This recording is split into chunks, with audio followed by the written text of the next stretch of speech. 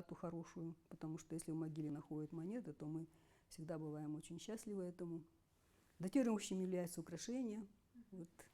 Одно из самых таких знаменитых открытий – это было открытие погребения женщины, которую стату хорошую жемчужинами, а жемчужина – это жемчуг, это инжу по-казахски.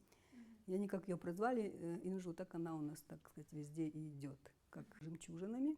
А жемчужина – это жемчуг, это инжу по-казахски. Сделана нами в 2004 году. Мы специально отправили ее в Москву.